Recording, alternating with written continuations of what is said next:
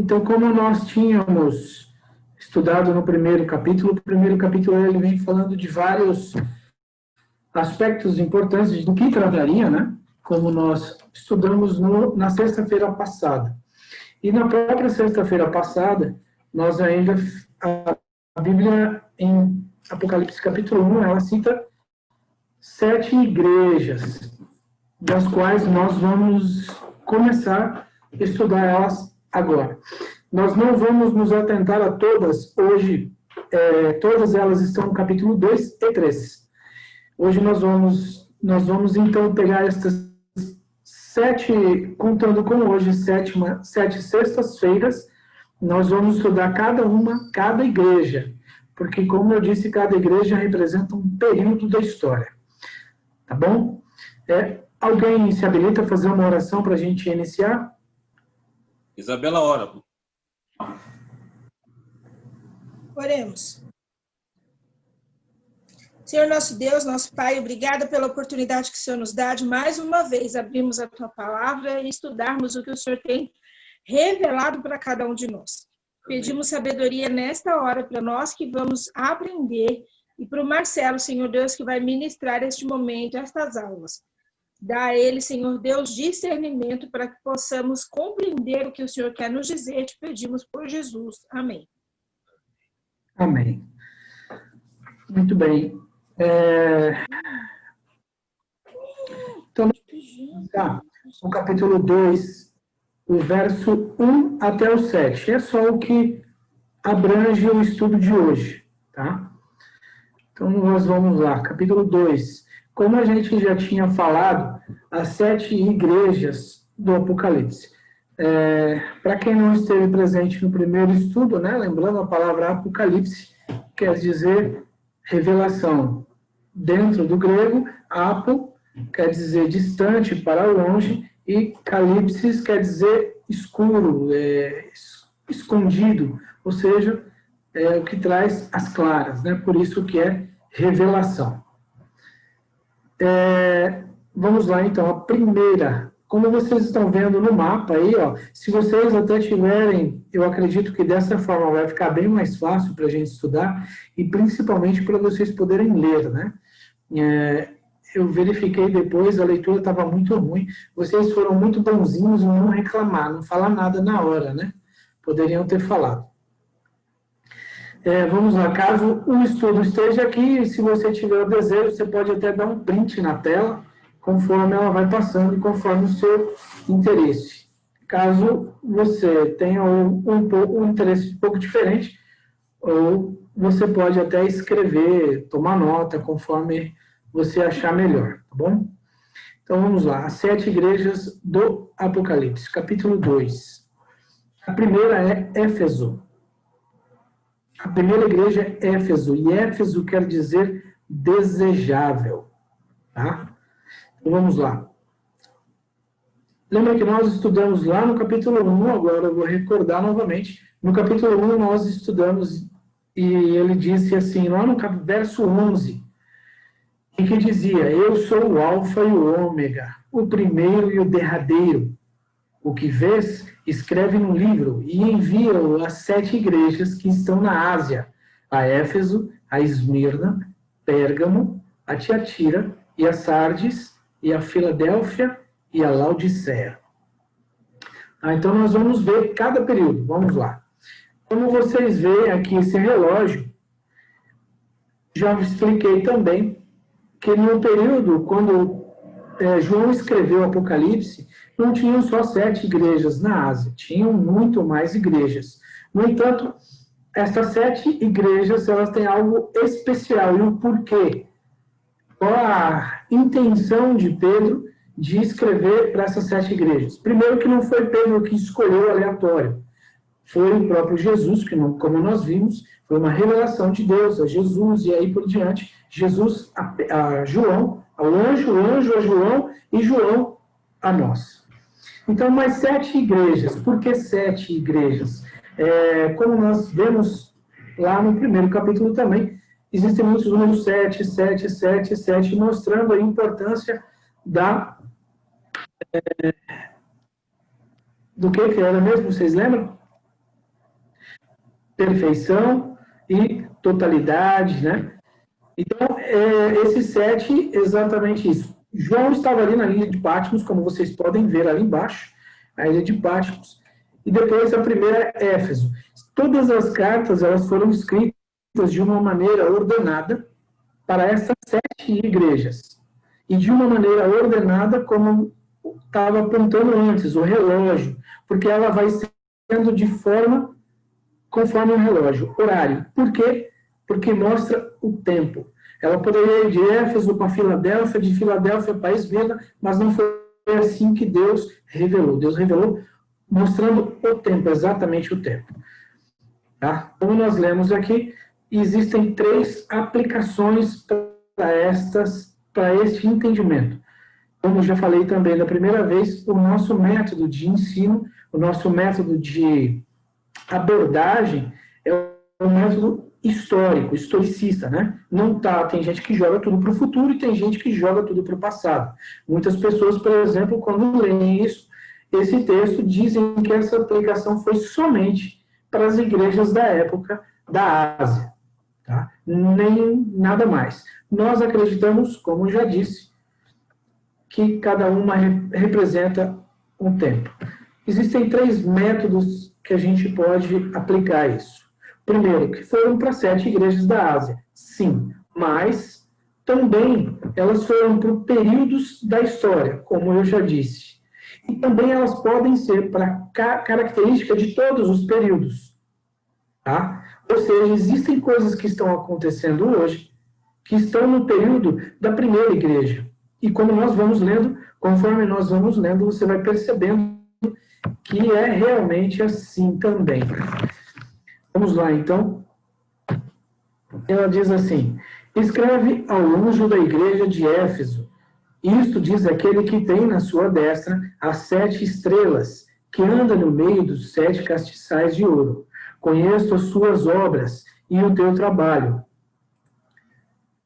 e a tua paciência, e que não podes sofrer os maus. E puseste à prova os que dizem ser apóstolos, e não o são. Tu os achaste mentirosos, e sofrestes, e tens paciência, e trabalhaste pelo meu nome, e não te cansaste. Tenho, porém, contra ti, que deixaste o teu primeiro amor. Lembra-te, pois, de onde caíste, e arrepende-te, e pratica as primeiras obras. Quando não, brevemente virei a ti e tirarei do seu lugar o teu castiçal. Se não te arrependeres. Tens, porém, isto, que odeias as obras dos nicolaístas, as quais eu também odeio. Quem tem ouvidos, ouça o que o Espírito diz às igrejas.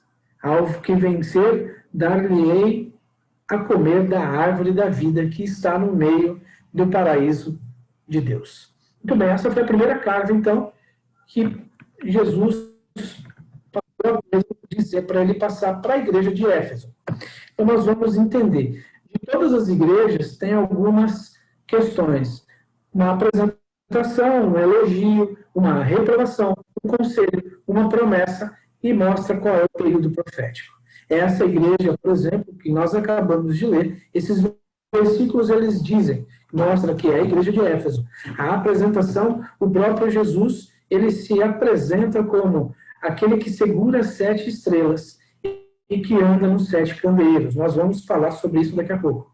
O elogio, ele diz que essa igreja ela é fiel no labor e perseverante e odeia os nicolaítas. A reprovação que ele tem para essa igreja, que abandonou seu primeiro amor. O conselho, arrepende-te e volta às primeiras obras. A promessa, alimentar-se da árvore da vida. E o período profético é do ano 31 até o ano 100. Então, isso daqui é um quadro que nós vamos preencher ao longo de todos os estudos de todas as igrejas. Tá? Então, vamos lá para o capítulo 1, verso 1 do capítulo 2. Escreve isso ao anjo da igreja de Éfeso. Isso diz o que tem na sua destra as 7 estrelas, e que anda no meio dos 7 castiçais de ouro. Para a gente entender, então, primeiro, a palavra no grego, o original que foi escrito é angelos, e tanto no grego, a palavra angelos, como malach, no Antigo Testamento, a palavra tem o mesmo significado. Ela também, além de poder ter a tradução como um ser divino, ela também tem a ideia, ela traz principalmente a ideia de mensageiro. Tá?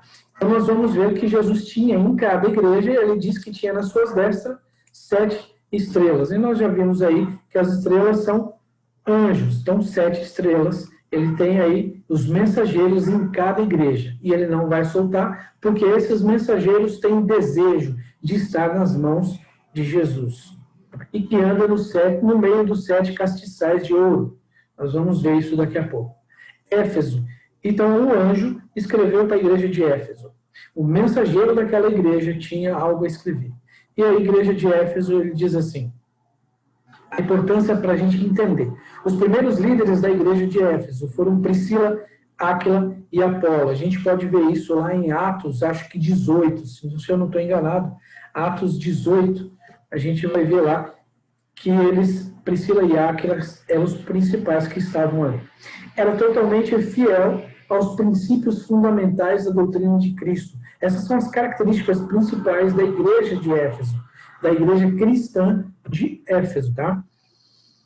3. Ela possuía poder sem limites do Espírito Santo. Como nós vemos aí, do ano 31 até o ano 100. As pessoas, elas tinham poder sem limites. E quando diz poder sem limites, ela vai muito mais do que um poder de oratória. O poder da pregação, de transformar suas vidas. Eles colocavam a mão sobre as pessoas ressuscitavam, saíam coxos andando, cegos eram curados, coisas que a gente não vou desmerecer e nem entrar nesse mérito, mas nós vemos que hoje não é bem assim. 4. Deu o mais poderoso testemunho em favor de Jesus. Nós vamos ver isso também. Suas obras missionárias foram inigualáveis. Fez um boom naquela época, deu uma explosão inimaginável, uma explosão de pessoas que tinham um desejo de andar com Cristo, um desejo de que Cristo já voltasse em sua época. Pessoas que se engajavam e não tinham medo do trabalho, não tinham medo nem de serem mortos, nem de serem acusados, pessoas que estavam com desejo, falamos hoje, pessoas que tinham sangue no olho para pregar o amor de Jesus. Em Colossenses 1, 23, olha que interessante, diz assim, se na verdade permanecerdes fundados e firmes na fé, e não vos moverdes da esperança do evangelho que tendes ouvido, o qual foi pregado a toda criatura que está debaixo do céu, e do qual eu, Paulo, estou feito ministro. Olha que interessante. Aqui diz que ele foi pregado a toda criatura que existia na época. Toda criatura debaixo do céu. Esse era o interesse, por isso que eles tinham sangue no olho. Não tinha internet, não tinha WhatsApp, não tinha nada. E eles buscavam, iam para cima, sem medo nenhum. Vamos lá, então. Éfeso ainda, falando da cidade de Éfeso, para a gente entender um pouco, também um pouco a dificuldade, né? Éfeso era uma cidade portuária, era uma cidade, além de ser uma cidade portuária, era uma cidade de muitos negócios, né? Ela tinha um centro religioso muito grande. E essa é uma das provas, né? Uma das provas. E aí, que é o templo de Ártemis, ou da deusa Diana. Nós vamos ver aqui. Só esse templo de Ártemis, para vocês terem uma ideia, o tamanho dele era de 130 por 68 metros. Ele tinha 127 colunas de mármore, com 20 metros de altura cada uma. Olha só, grandiosidade, né? E aqui a gente vai ver, se você abrir em Atos 19, você vê Paulo falando nas questões de Éfeso, que ele estava lá. E aí eu destaquei algumas questões. Ali tinha, quando ele começou a pregar, tinha algumas pessoas que vendiam, alguns camelôs que vendiam, faziam algumas coisas horríveis, que trabalhavam com ouro a respeito de Diana, da princesa de Éfeso, né? E diz assim o texto: e não somente há perigo que nossa profissão, os ourives estavam falando, caia em descrédito, mas também que o próprio templo da grande deusa Diana seja estimado em nada, vindo a ser destruída a majestade daquela que toda a Ásia e o mundo veneram. Olha só quanto o que Paulo estava tratando. Como nós sabemos, a cultura helenística, a cultura que Paulo vivia ali, era Roma. No entanto, Roma tinha dominado Grécia. Como nós vamos estudar um outro tempo, ou mais história, você já sabe aí pela história que Grécia foi dominada por Roma. Mas, olha só a força que tinha a cultura helenística, né? Alexandre o Grande, quando dominava o mundo, ele queria que a sua cultura fosse colocada em todos os lugares. E aí, o que aconteceu? Tanto que o Novo Testamento é escrito em grego, mesmo eles estando em Roma, né? A cultura era forte demais, e ali não era diferente. Agora eles foram pregar o evangelho ali, e se depararam com isso. E aí no verso 28 diz assim: e ouvindo, encheram-se de ira e clamaram, dizendo: grande é Diana dos Efésios. Atos 19, 35. Então o escrivão da cidade, tendo apaziguado a multidão, disse: homens efésios, qual é o homem que não sabe que a cidade dos Efésios é a guardadora do templo da grande deusa Diana e da imagem que desceu de Júpiter? Eles acreditavam que a imagem que eles tinham de Diana ou de Ártemis tinha descido de Júpiter. Olha só, essa é uma das imagens que existe, que é Ártemis e Diana. Você vai me perguntar qual é a diferença? A diferença é essa. O que quando a Roma dominou Grécia, uma grande maioria do panteão de deuses, eles tomaram para si, mudaram os nomes, e aí Ártemis corresponde exatamente a Diana. Ártemis na mitologia grega e Diana na mitologia romana. Ela era uma caçadora, né? Tudo isso. E aqui, principalmente, ela tinha muito essa questão de ser a deusa da fertilidade também, principalmente, né? Por isso que tá aí, você vê, parece um monte de seios aí, né? E se você olhar mais abaixo, dá a entender que são alguns, não sei o que são animais, alguns representando a vida, né? Aqui era uma outra questão que tinha, a biblioteca de Celsus, 12.000 pergaminhos foi destruída pelos bárbaros no ano de 262 depois de Cristo. Mas ainda na época que Paulo pregou, que Paulo estava pregando e que João escreveu, ela ainda existia. Imagina a cultura como é.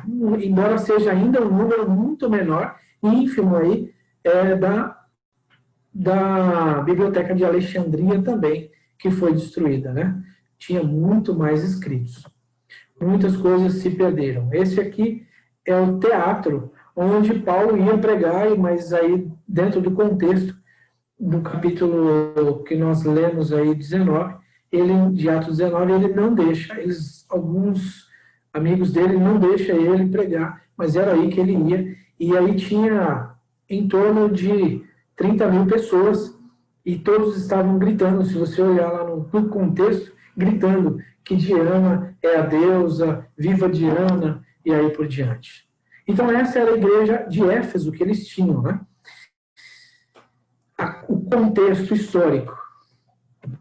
E aí, agora a importância da gente ver quem está dizendo isso, né? Escreve ao anjo de Éfeso. Escreve ao anjo da igreja de Éfeso, ou seja, um mensageiro de Éfeso.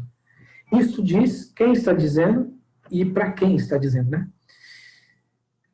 aquele que tem na sua destra 7 estrelas e que anda no meio dos 7 castiçais. E a explicação vem no capítulo 1 que nós vemos. O mistério das 7 igrejas, que viste na minha destra e os 7 castiçais de ouro. As 7 estrelas são os anjos, ou seja, os mensageiros, tá?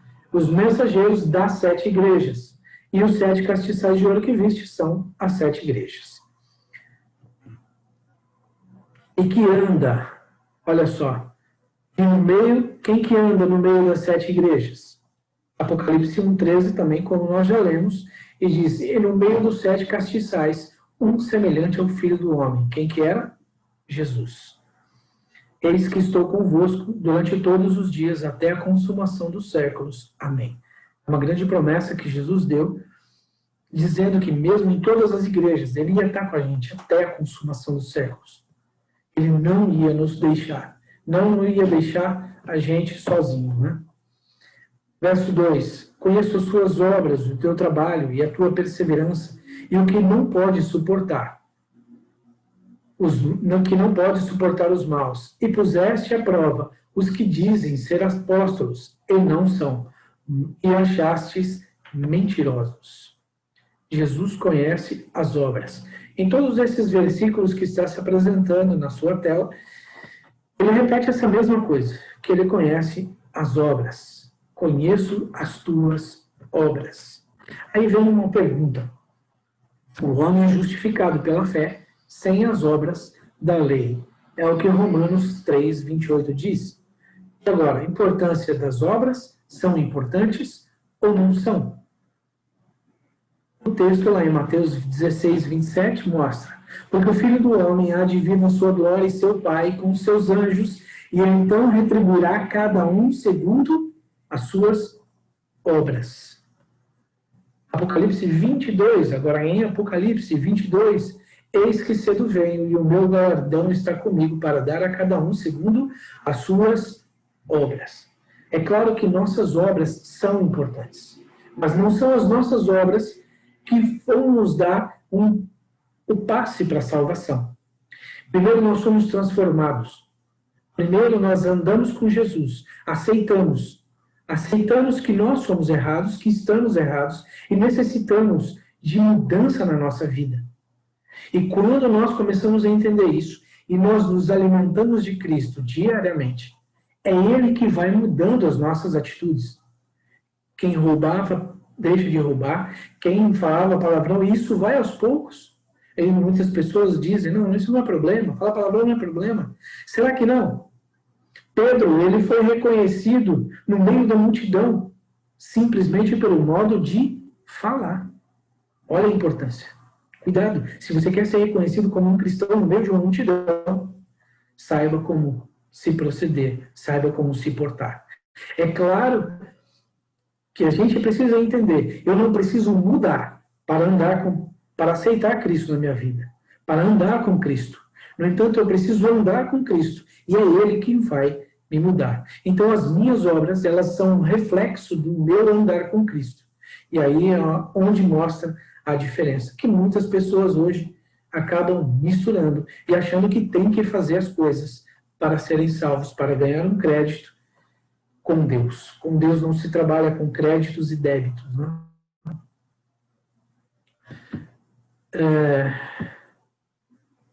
E ele vem falando também que conhece a perseverança e a prova. Olha que texto incrível esse daqui de Coríntios que Paulo vem falando. São ministros de Cristo. Falo como fora de mim.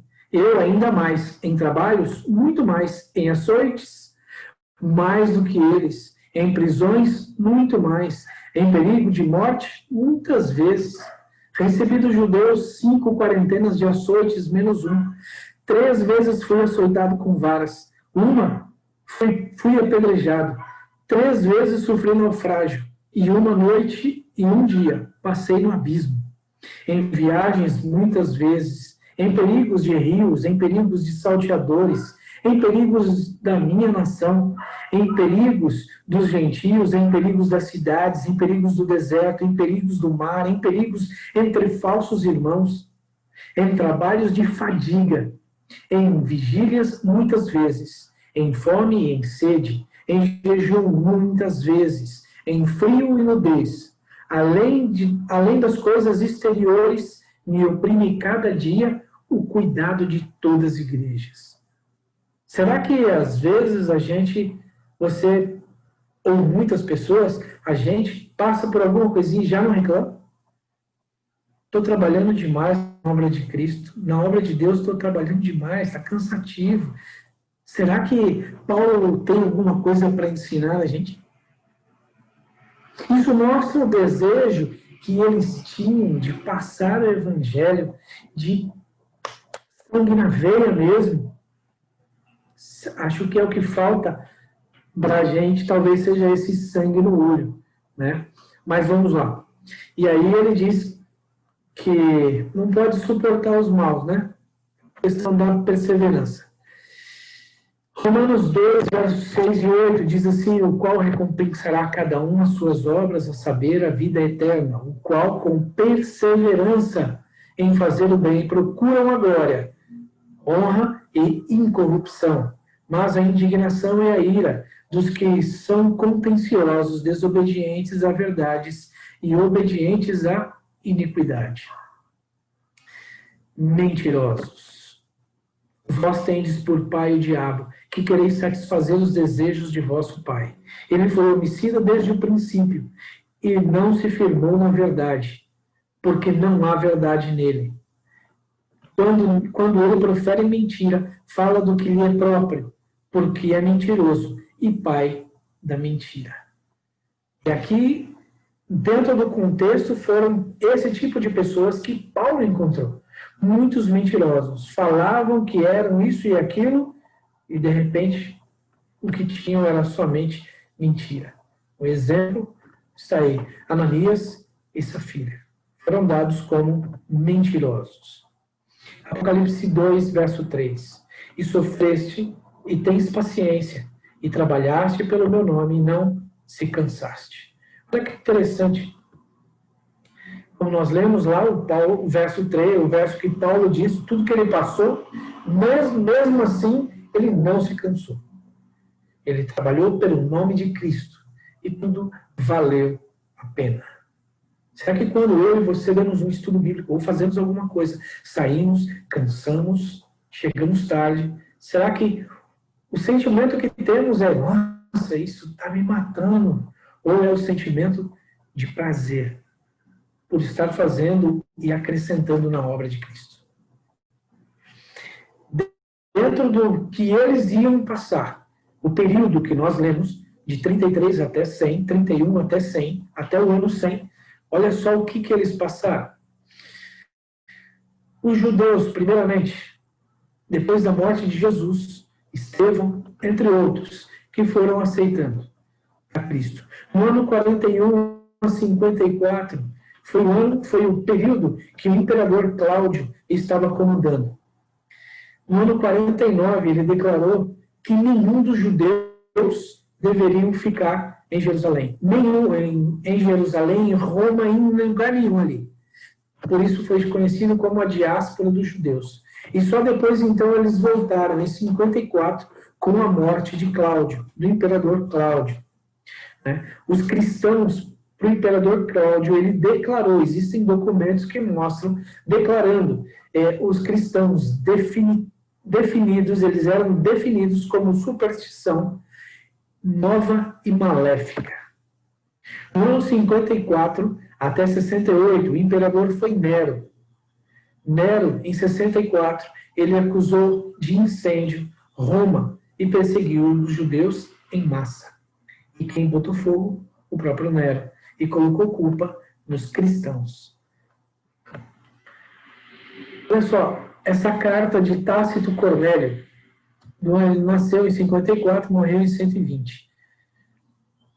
A carta de número é essa aqui embaixo, né? 1544. Cobertos de pele de feras, morriam dilacerados pelos cães, ou eram crucificados, queimados vivos como tochas que serviam para iluminar as trevas quando o sol se punha. Nero tinha oferecido seus jardins para gozar esse espetáculo. Olha só que horrível. Enquanto oferecia os jogos do circo. Investido como cocheiro, misturava-se ao povo, ou mantinha-se hirto sobre o coche. Embora os suplícios fossem contra gente culpada, que merecia tais tormentos originais, nascia por eles um senso de piedade, porque eram sacrificados, não em vista de uma vantagem comum, mas pela crueldade do príncipe. Nero fez um teatro, fez um espetáculo, um circo chamado Circo de Horrores, como você pode ver nessa foto aí. Tá? Essa é uma foto bem interessante. E assim, os cristãos no primeiro século, eles começaram a ser perseguidos, dilacerados. Tem um estudo, um outro estudo que eu fiz a respeito sobre cruz ou estaca, que Jesus foi morto. Existiam várias evidências e cartas de pessoas da época que mostravam que não tinha mais lugares aonde se pendurar cruzes para matar as pessoas. E então, o que eles faziam?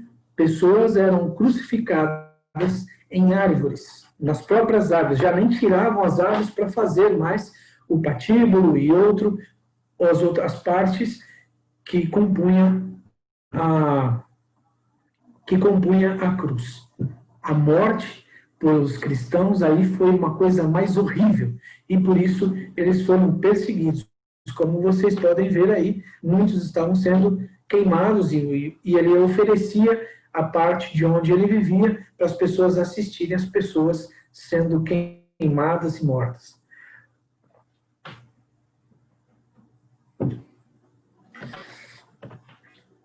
No ano 69 até 79, foi o imperador Tito Vespasiano.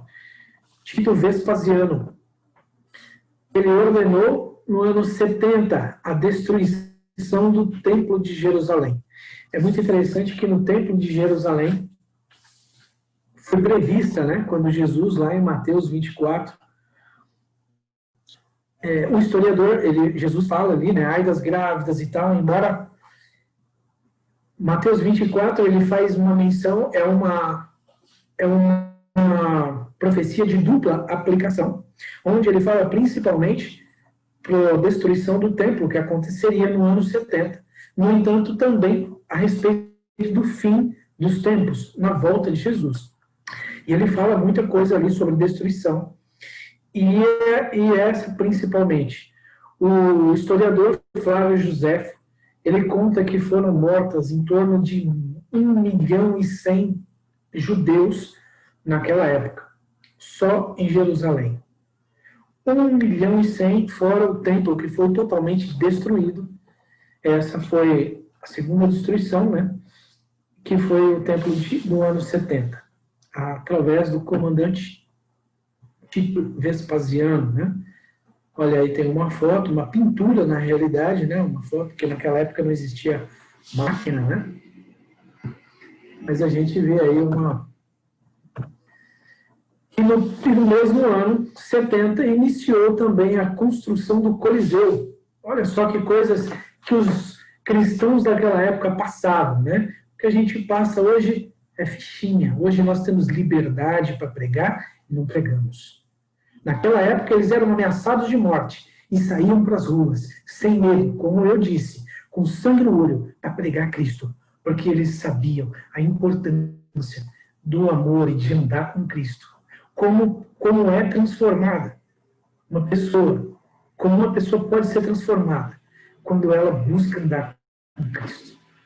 E aí, então, ainda o imperador Tito Flávio, agora não é Tito Vespasiano, Tito Flávio, que ali, no ano 79 a 81, aconteceu a inauguração do Coliseu. Olha, aí tem algumas pinturas aí do Coliseu. O Coliseu ficaria mais ou menos assim, né? E aí o que nós temos hoje do Coliseu, estou tentando mudar aqui, calma lá.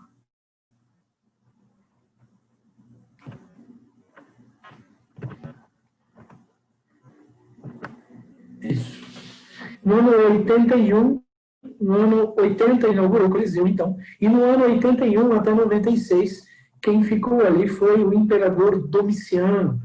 Como nós vimos aí no primeiro estudo, quando João foi mandado para a ilha de Patmos, e lá, alguns acreditam que ele escreveu a carta em Patmos. A maioria acredita que ele escreveu exatamente em Patmos. E foi o imperador Domiciano que mandou ele para lá. Tá?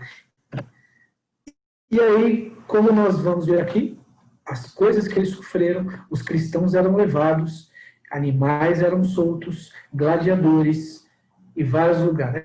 Essa parte que você pode ver é uma parte, ela é chamada de arena. Daí vem a nossa, que nós conhecemos como a palavra areia. Né? A areia mesmo. Né? Essa é a arena, porque era coberta com madeira, tem a parte de baixo, e era enorme. E a parte ali, ele cabia em torno de 80 mil pessoas, 80 mil pessoas, dizem alguns historiadores que até mais. Mas toda essa parte onde eles ficavam aqui era coberta tinha madeira e depois era coberto com areia. Por isso se chama arena. Ali alguns cristãos eram queimados, outros eram lançados aos leões, eles eram jogados ali e todo mundo ficava assistindo e dando risada da morte das pessoas. Aqui é outra coisa, aqui é o próprio Coliseu. Hoje já você vê o Coliseu assim, e aí você pode olhar essa parte de baixo. Já não tem mais a parte nem da arena, nem tem como se chama? A madeira cobrindo, né? Já não existe mais. E aí, algumas pessoas acreditam, dizem também alguns historiadores, que toda essa parte de baixo, essa parte do meio, ela era jogada, enchiam com água e faziam um tipo de batalha naval também ali, né? Colocavam-se alguns barcos à vela e fazia alguma coisa desse tipo.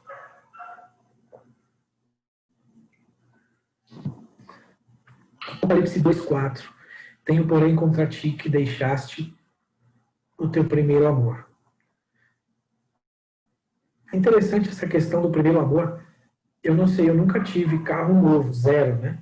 Mas, para quem já teve, diz que tem aquele cheirinho, né, do carro novo. É a mesma coisa de quando você perdeu o cheiro do carro novo. E muitos de nós acreditamos que talvez esse primeiro amor, e até defendemos que o primeiro amor que tínhamos, que as pessoas tinham, porque queria falar sobre o amor de Jesus, falar o que descobriu, falar as maravilhas que Deus fez de a si mesmo para outras pessoas, e não medir esforços para quem falar. Você queria pregar o evangelho, as pessoas queriam pregar, falar do amor, sem medo de serem criticados, sem medo de nada. E aí muitos até defendem, mas hoje o meu cristianismo já de forma mais madura, e onde a gente precisa também, obviamente, o cristianismo ele precisa crescer, eu preciso crescer, eu não posso ser a mesma pessoa que fui há um ano atrás, ou há 5 anos atrás, porque senão não cresço. Andar com Cristo é impossível você andar com Cristo e ser a mesma pessoa. Então eu preciso crescer, obviamente. E aqui ele vem falando que eles tinham deixado o primeiro amor. Olha a reprovação. Em Mateus 24, 9 e 12 diz: então vos hão de entregar para seres atormentados, matar-vos-ão, e sereis odiados por todas as nações por causa do meu nome. Nesse tempo muitos serão escandalizados, e trair-se-ão uns aos outros, e uns aos outros se odiarão. E surgirão muitos falsos profetas, e enganarão a muitos. E por se multiplicar a iniquidade, o amor de muitos esfriará. O amor vai esfriando. E até mesmo esse tipo de amor, se a gente não se alimentar de Cristo todos os dias, se eu deixar de beber água todos os dias, o meu corpo físico vai sentir. Se eu deixar de me alimentar todos os dias, o meu corpo físico vai sentir. Se eu deixar de me alimentar espiritualmente, a minha vida espiritual vai sentir. e eu vou morrendo espiritualmente. Provérbios 3:12 diz, porque o Senhor repreende a quem ama, assim como o Pai repreende a quem quer bem. E aqui Jesus, na carta que ele mandou para essa igreja, ele diz exatamente isso. Tenho contra ti, é uma queixa, ele está repreendendo. Contra ti que deixaste o primeiro amor. No verso 5, ele diz assim, lembra-te, pois, onde caíste, e arrepende-te. Pratica as primeiras obras. Volta para as primeiras obras. Olha, o seu amor lá era mais... Você tinha mais interesse, você tinha mais sangue no olho. Volta. Quando não, brevemente virei a ti e tirarei do seu lugar o castiçal, que não, se não te arrependeres. Olha, Jesus chamou você para ser você para sermos luz. E ele te deu a luz para levarmos para outras pessoas. Mas se a gente fica com isso e a gente não muda, volta para o mesmo, o que era a nossa vida, ele diz, brevemente virei a ti, vou te tirar a luz que eu te dei. Apocalipse 3:19 diz, eu repreendo e castigo a todos quanto amo. Ser, pois, zeloso e arrepende-te. Deus chamando ao arrependimento o tempo todo. Mateus 5:14-15, ele diz, vós sois a luz do mundo. Não se pode esconder uma cidade edificada sobre um monte, e igualmente não se acende uma candeia para colocá-la debaixo do cesto. Ao contrário, deve-se colocar um velador e assim ilumina todos que estão na casa. Se você for iluminado pelo amor de Cristo, não permita que esta seja uma profecia, como eu disse, é uma profecia para as pessoas daquela época, mas muitas vezes serve para pessoas também deste período. Porque estava acontecendo com eles lá.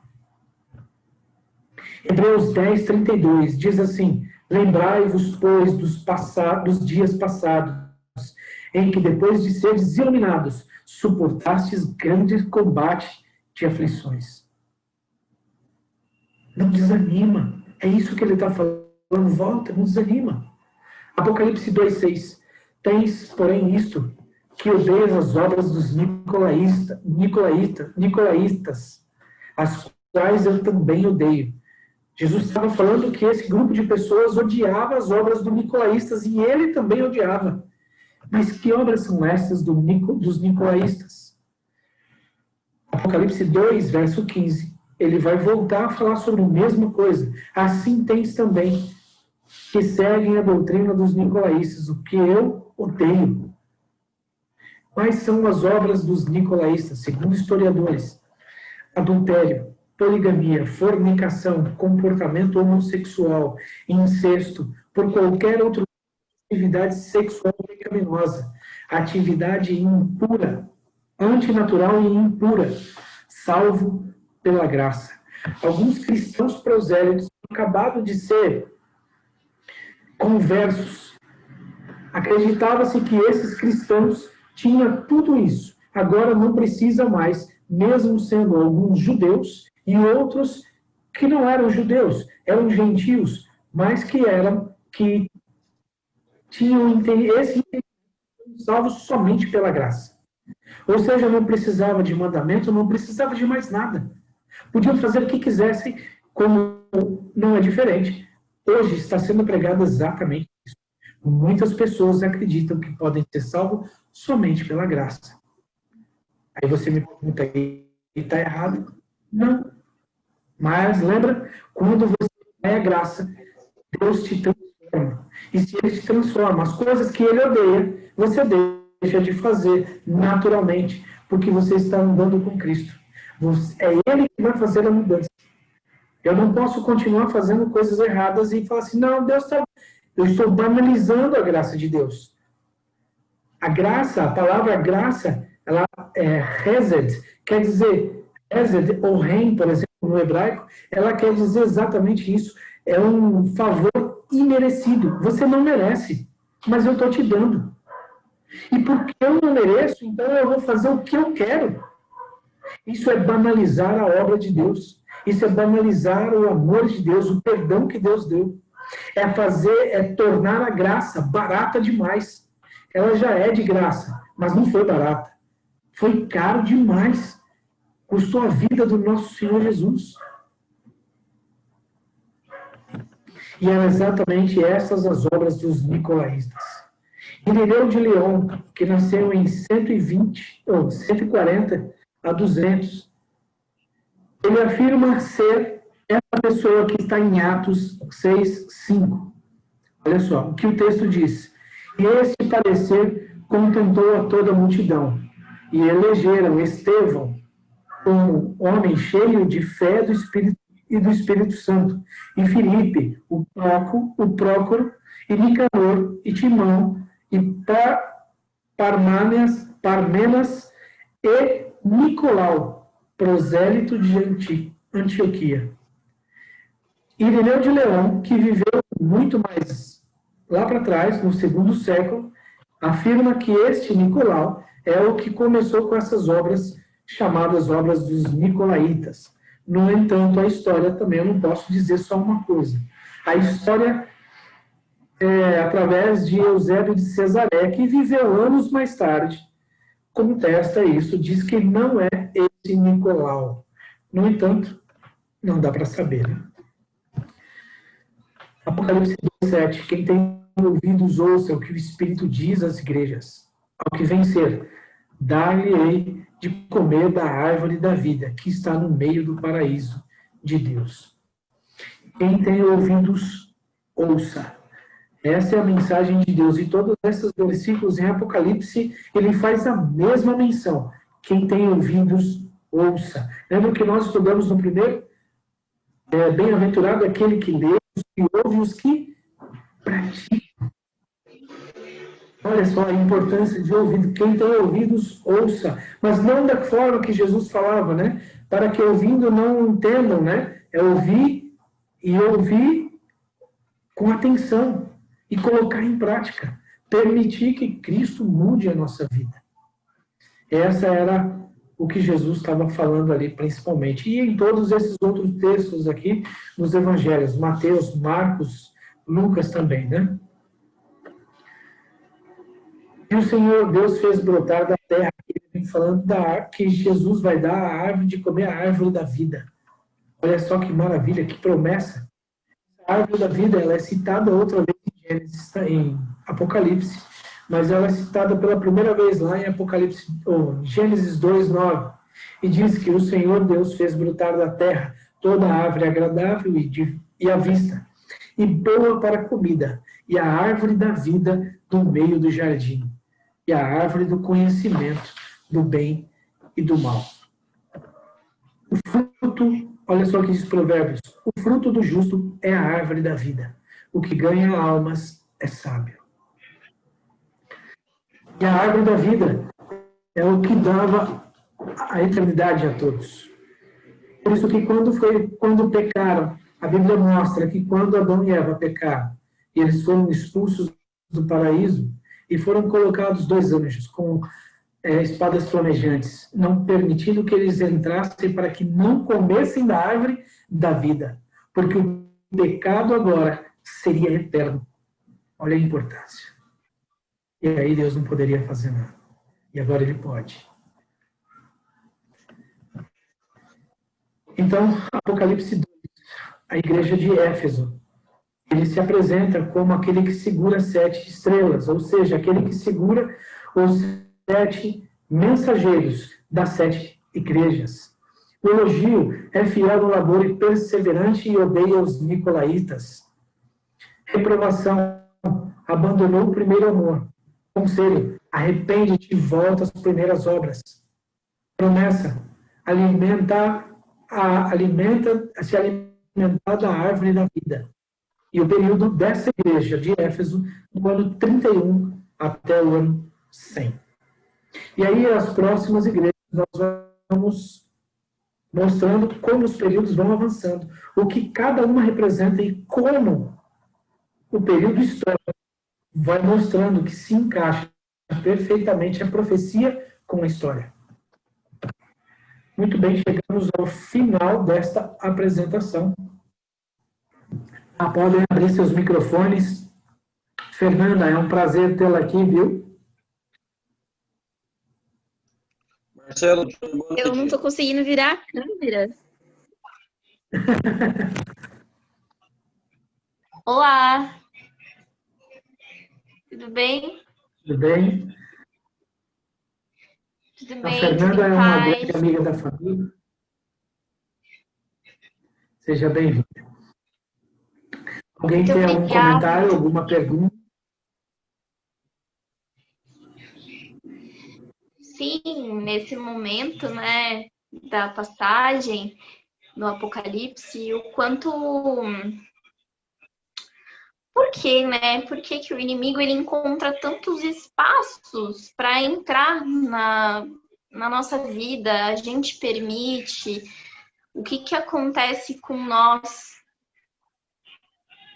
Por que que isso acontece?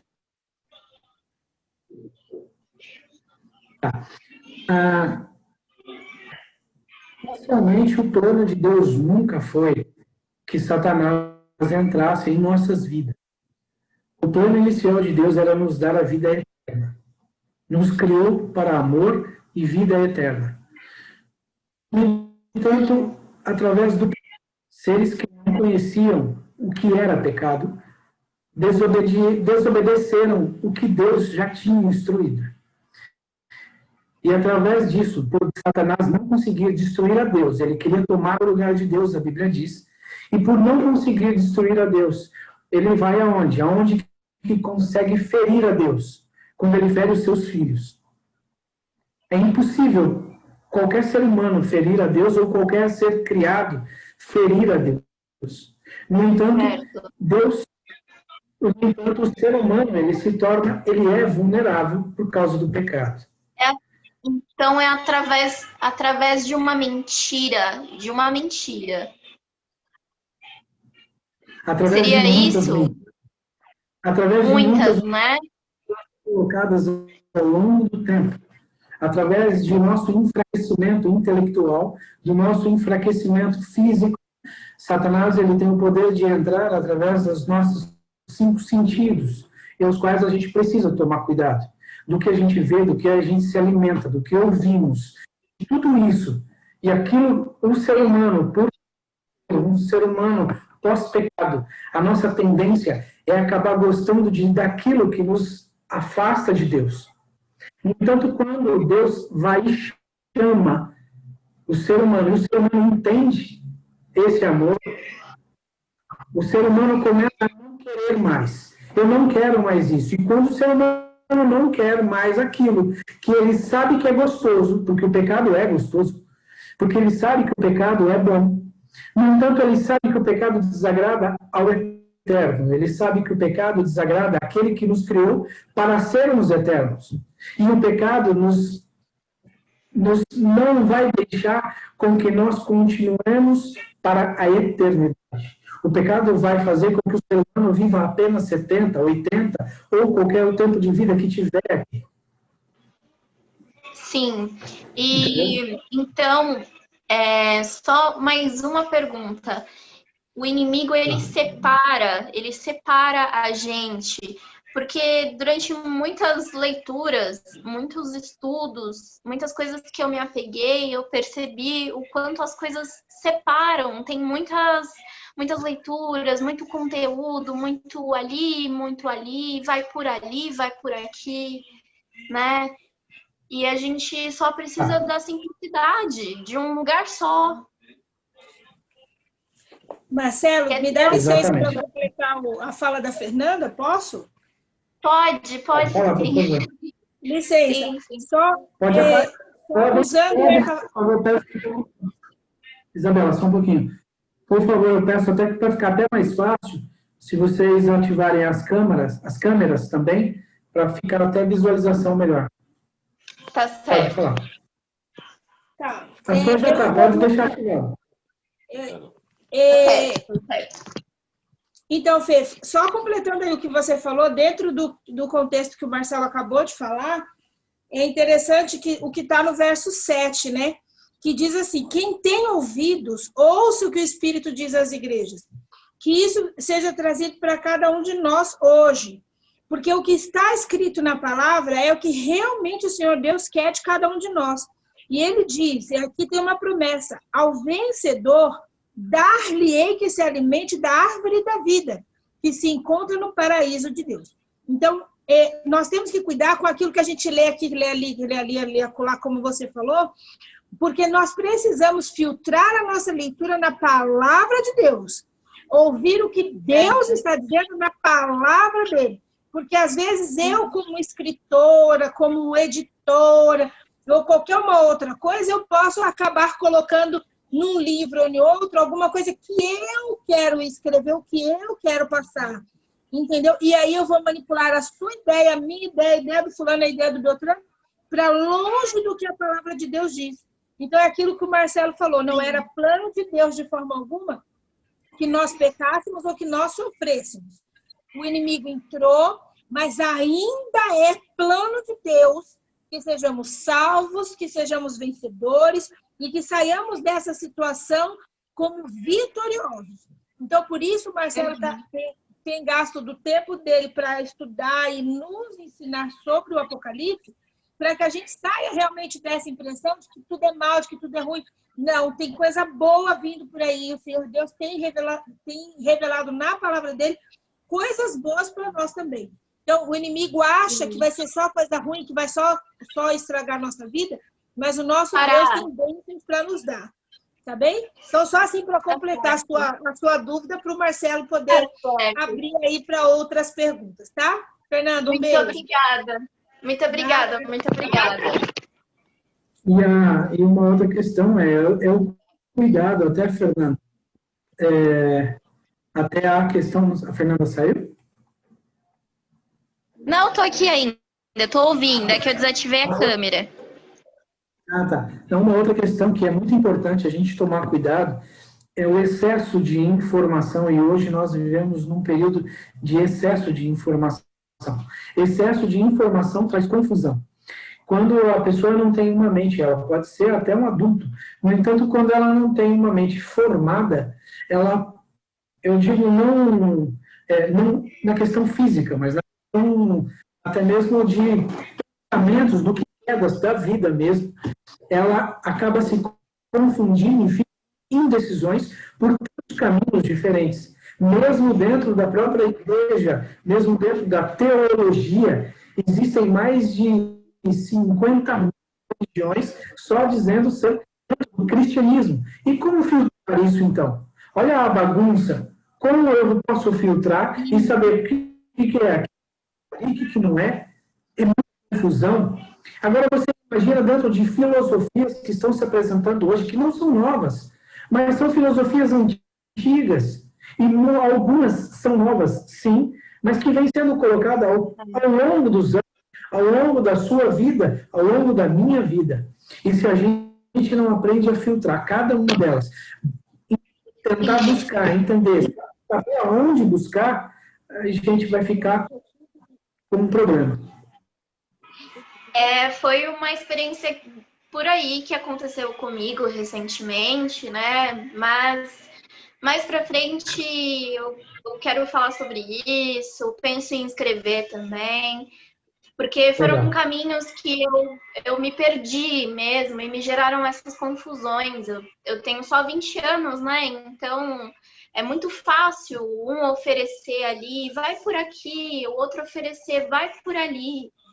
E que aqui é o caminho certo, aqui é o caminho de Deus, e a gente vai na ingenuidade e acaba se perdendo nessas trevas, né? Nessas trevas, que na verdade o caminho é um só, né? Eu acho que eu estou entendendo o que vocês querem dizer. O caminho divino é um caminho de luz, né? É um caminho dessa árvore que ela falou, né? Que a Isabela falou.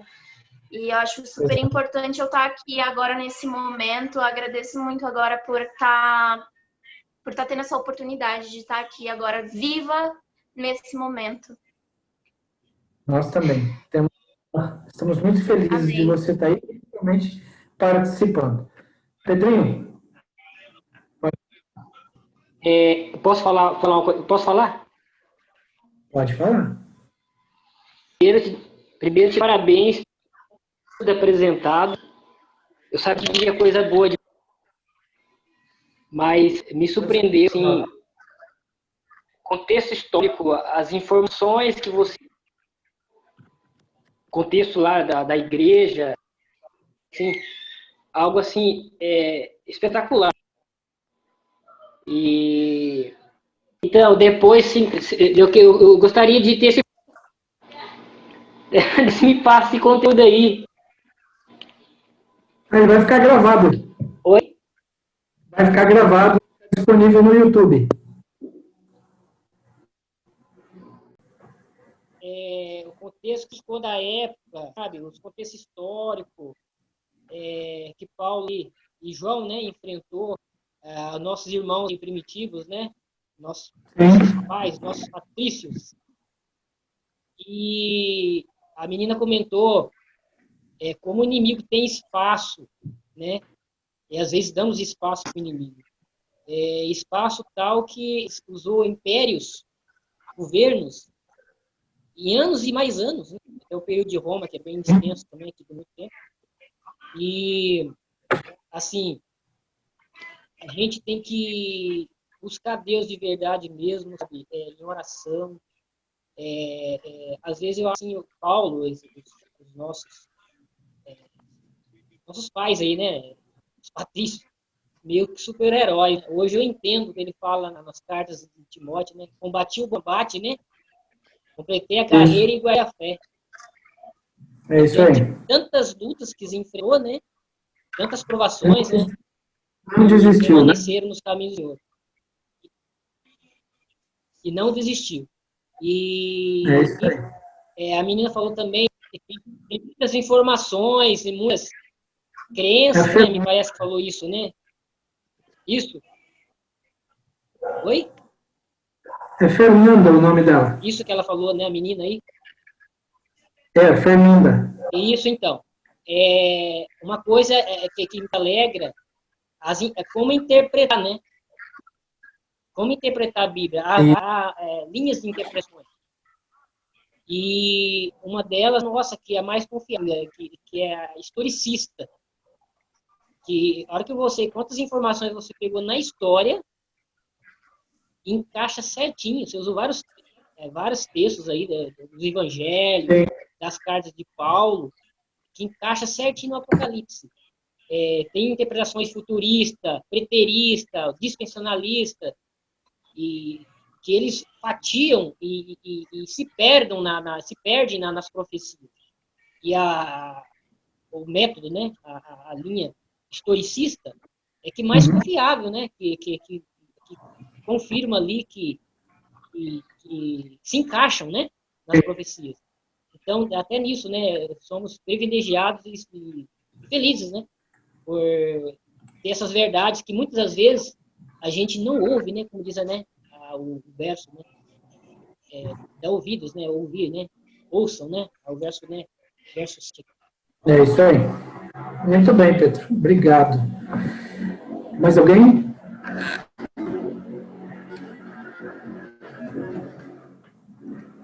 Mais alguém quer falar? Perguntar? Marcelo? Oi, Fernandes. Oi. Estou te ouvindo. Então, nesse período aí que você falou, de 31 a 100, aconteceram muitas coisas, né? Esse acontecimento da destruição de Jerusalém, no ano 70. E aqui em Mateus 24, 21, diz o seguinte: porque haverá então uma tribulação tão grande como nunca houve desde o princípio do mundo até agora, nem jamais haverá. Então a pergunta o que Jesus quis dizer com esse texto aí? Porque ele está se referindo ao povo judeu apenas? Quer dizer, o que aconteceu com os judeus no ano 70 não vai acontecer nunca mais? Seria isso, essa tribulação? Não, na realidade, o próprio Apocalipse ele vem trazendo a respeito de uma tribulação também, nós vamos estudar mais para frente, uma tribulação ao qual nunca houve, que ela vai acontecer. Essa tribulação ao qual nunca houve, ela ainda vai acontecer. tudo que aconteceu no passado, tem um versículo, até em Eclesiastes, que diz que tudo aquilo que já aconteceu se repetirá. Ele é muito interessante porque quando Jesus pregou isso, Jesus pregou Mateus 24, ele vem falando, como eu até disse, é uma profecia de dupla aplicação. Muitas coisas aconteceram para aquela época, iam acontecer naquela época. Ia acontecer, e muitas, e ela se encaixa, como é de dupla aplicação, ela se encaixou, por exemplo, imagina você 1.100.000 pessoas morrendo, como diz Flávio Josefo, que 1.100.000 pessoas, imagina só, destruindo um monte de pessoas desse jeito. Haverá a tribulação que, embora a tribulação que haverá no final dos tempos, nós vamos ler ainda em Apocalipse, haverá uma primeira tribulação, essa tribulação algumas pessoas vão morrer, e outra tribulação que vai ser muito forte, mas essas não vão morrer. Tá? Mas isso é um Apocalipse ainda mais para frente. Então, o que ele disse ali era mais ou menos tudo que a Bíblia mostra, principalmente no Antigo Testamento, como o santuário, os serviços do santuário, Jesus matando o cordeirinho, tudo eram sombras daquilo que via de vir. Existiam muitas profecias, coisas que aconteceram na época, mas também serviam para o fim. Eram sombras também de coisas terríveis que iam acontecer no fim, que, aliás, vão acontecer. Tá? Algumas coisas já aconteceram em Mateus 24, que Jesus afirmou ali que iam acontecer no final dos tempos. Essas coisas já aconteceram, nós ainda vamos passar por elas também em Apocalipse, aí, para os versos posteriores. Né? Então, eu me lembro que no ano 1945, da Segunda Guerra Mundial, houve também uma destruição muito grande dos judeus. Sim. Né? Eu acho até que foi pior do que... 6 milhões de judeus, né? 6 milhões de judeus foram mortos por Adolf Hitler. Eu acho que nessa Segunda Guerra, acho que a tribulação foi muito maior do que no ano 70, da destruição de Jerusalém. E ainda, quando chegar, ainda vai ser pior do que todas as guerras. Ellen White faz um comentário, eu sei, é muito interessante, mas assim, eu não sei quantos aqui não são adventistas. Nós acreditamos que a escritora Ellen White, ela teve visões sobre o futuro, e ela comenta também alguma coisa, bastante coisa a respeito. E é interessante que ela fala que sobre este período de tribulação, por maior que a gente tente descrever, por maior que você tente, você pode tentar criar uma hipérbole sobre como vai ser gigantesco, uma coisa grandiosa, vai ser isso, isso, isso. Você pode tentar fazer o que se for. Ela diz que ainda não vai chegar nem aos pés do que realmente vai ser. Imagina. Marcelo? Ok. Algo mais? Maxwell veio, entrou, saiu. Olha ele. Eu estou tentando um espaço aí há um tempinho para falar. Tudo bom, Maxwell? Gostaria de desejar uma boa noite aí a todos e agradecer ao Marcelo pelo convite. O Maxwell, para quem não conhece, é o meu filho na fé. Ele, a esposa. Exatamente. Deus abençoe. É um grande aqui com a gente. Então, eu queria complementar aí um pouco, se eu puder contribuir. Olha, Mateus 24, versículo 3, a pergunta é a seguinte. Dize-nos... Complementar. Complementar, só que a pergunta que responde o que ele perguntou. Então, no Mateus 24, 3, no versículo 3.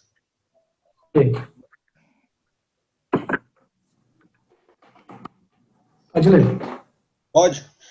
No Monte das Oliveiras, achava-se Jesus assentado. Quando se aproximaram dele, os discípulos em particular, e lhes disseram: dize-nos quando sucederão estas coisas e que sinal haverá da tua vinda e da consumação do século. Ou seja, aqui é uma profecia de dupla aplicação, né? Então, assim, a pergunta era que sinal haveria da vinda de Jesus. Eles acreditavam que a vinda de Jesus seria no ano 70, mas seria a destruição de Jerusalém. E todos aqueles eventos que aconteceram ali, que são descritos aqui, ó, no versículo 4, 6, 7, 8, 9, 10, aqui por diante, depois você pode ler. Aí Jesus cita aqui, inclusive, em ordem cronológica, o que aconteceria pouco antes da destruição de Jerusalém no ano 70. E logo depois, ele arremete isso, o que? A consumação dos séculos. Aí ele finaliza aqui a profecia, ó, no verso 12, 13 e 14. Acompanha aí comigo. E por se multiplicar a iniquidade, o amor se esfriará de quase todos. Nós vamos ver esse texto aqui também aplicado numa das igrejas aí do Apocalipse também, né? Que é exatamente a última igreja, que é a de Laodiceia, né? E verso 13, aquele, porém, que perseverar até o fim, esse será salvo, e será pregado este evangelho do reino por todo o mundo, para testemunha de todas as nações, então virá o fim. Então, assim, é que eu tenho um sermão preparado, e onde eu faço toda essa aplicação histórica aqui, ó, do versículo 4 até o versículo 14, tudo o que aconteceu, tudo que Jesus mencionou ali, inclusive em ordem cronológica, aconteceu exatamente como Jesus descreveu ali antes da destruição de Jerusalém no ano 70. E ele arremete todos esses acontecimentos também para o fim do mundo. Só que aí eu precisaria de muito mais tempo, seria um outro estudo, vamos dizer assim. Claro. Mas é interessante. Muito obrigado. Alguém mais? Gente, está todo mundo com vergonha, todo mundo quietinho. Não? Vamos fechar, então? Anderson, Isabela, ninguém quer falar mais nada? Marcelo, tá me ouvindo? Pode falar. Marcelo, tá me ouvindo? Alto e claro. Então, eu só queria voltar um pouquinho que o Fernandes falou aí sobre a questão do Israel, em específico, a nação israelita, né? Os dispensacionalistas, eles costumam fatiar as profecias.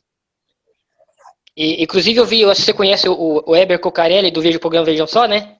Não sei se você assiste, da HIT. Eu vi um debate dele, ele falou interessante, ele debateu contra um pré-tribulacionista. Pré-tribulacionista crê que a igreja vai ser arrebatada, na linguagem deles, né? Vai ser levada antes da tribulação. E, inclusive, ele falou que ele foi um desses. E ele largou dessa doutrina. O comentário dele foi interessante, que falou o seguinte, que o problema dos dispensacionalistas, eles fatiam os grupos. Há um monte de grupos especiais, inclusive os judeus. E quando você coloca a nação judaica, que eu acredito que é uma nação especial também, né? Embora fazemos parte dessa grande povo de Deus, o Israel espiritual, acredito eu, mas também acho que Israel, Deus tem uma bênção especial sobre Israel, eu acredito, é algo pessoal, tá? Mas é muito perigoso você colocar isso, cabe, especializar, separar e dar uma ênfase especial muito a Israel, porque você voltando na questão doutrinária, questão até da guarda do sábado, questão das profecias do ano 70, eles colocam como assim, para o povo de Israel, entende? Isso foi para o povo de Israel, para os cristãos de hoje não. Então é muito perigoso. Eu acredito que as profecias vão cumprir para um povo de Deus, que tem israelita, tem judeus, tem nós gentios, que, né, que não somos israelitas de sangue, tem gente de toda a tribo, toda a nação, raça, e, enfim, que o Apocalipse diz, que a gente vai estudar futuramente, provavelmente. Então, assim, a gente tem que tomar um pouco de cuidado, sabe? Quando a gente querer, assim, dar uma ênfase muito especial para o povo israelita, como nação específica, entende? Que somos todo o povo de Deus. Assim, eu achei interessante esse comentário dele, porque ele foi muitos adventistas já debatendo no programa dele lá, do Vejam Só, tal. Eu entendi que ele tem aprendido bastante com os adventistas, pela maneira que ele colocou. A maneira de interpretar as profecias. Sim. Não, tranquilo. Espero que eu não falei besteira. Não, fica tranquilo. A importância, na realidade, a igreja de Deus não é adventista, não é judeu. A igreja de Deus é um povo que serve a Cristo.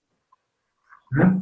E é claro que, dentro das profecias, o povo judeu, nos últimos dias, tem um trabalho e uma obra muito grande. Mas isso é um outro estudo. Hoje nós estamos estudando, falando sobre o Apocalipse 2, de 1 a 7, Igreja de Éfeso, né? Vamos lá, senão a gente foge muito do tema, né? Mas obrigado, Pedro, pela contribuição também. Mais alguém quer contribuir para a gente fechar?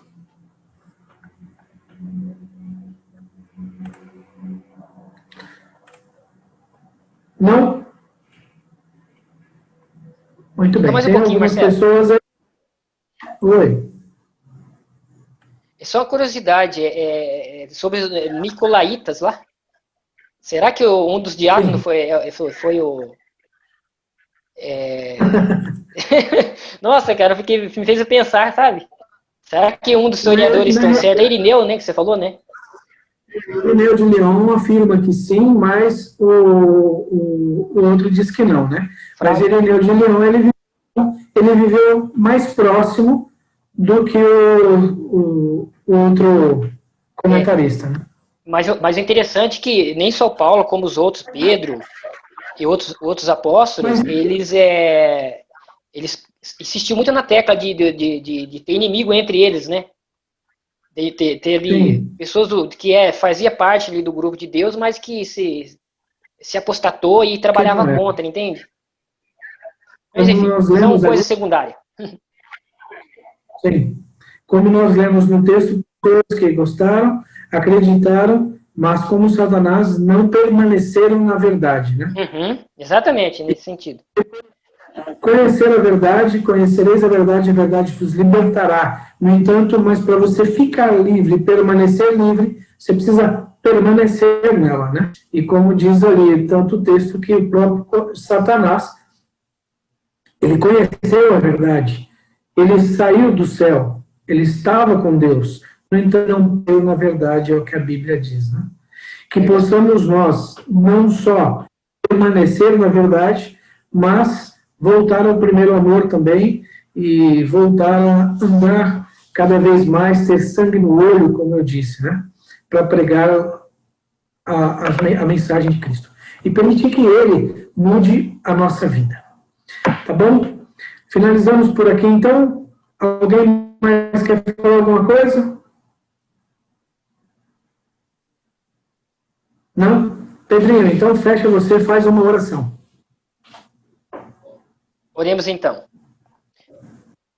Deus maravilhoso, nós te agradecemos pelo privilégio e pela oportunidade que você nos concede sempre, e pela paciência e de rico em misericórdia de dar oportunidade para nós em todas as épocas, e nesse momento tão difícil que enfrentamos, de tantas informações, de tantas desinformações, mas tua palavra continua viva, mais do que... obrigado por o Senhor ter usado pessoas lá no passado com tanto sofrimento, tanta provação, por perseguições, deram sua vida por essa verdade. E por isso nós temos em mãos hoje. Nós queremos te agradecer porque o Senhor usou o teu servo Marcelo, que estudou, que buscou, que nos passou conhecimentos maravilhosos. e que como tua palavra diz, né? Quem tem ouvido, ouça. Que possamos ouvir essas palavras. Nem só ouvir, mas praticar. E que possamos preparar. Que, como hoje é uma igreja que é triunfante, que é militante, cheio de lutas, cheio de provas, mas que o Senhor tem a promessa de se tornar uma igreja triunfante. Que o Santo Espírito esteja com cada um de nós, com cada pessoa aqui que está assistindo, que participou, que vai ver, que vai assistir, que seja a palavra de transformação. Que possamos ser como a igreja de Éfeso, embora perdeu seu primeiro amor, mas continuou firme também ali firme na verdade. Que possamos continuar firme na verdade e que possamos fazer como Paulo. Quem sabe um dia dizer: combati o bom combate, completei a carreira e guardei a fé. Fica conosco, Amém. dando um bom sábado na tua presença. Tudo isso eu te pedimos e agradecemos. Em nome de Jesus. Amém. Amém. Ok, muito obrigado a todos. Se Boa vocês quiserem. Boa noite. Boa noite. Boa noite. Amém. Graça e paz de Jesus a todos nós. Amém. Amém. Amém.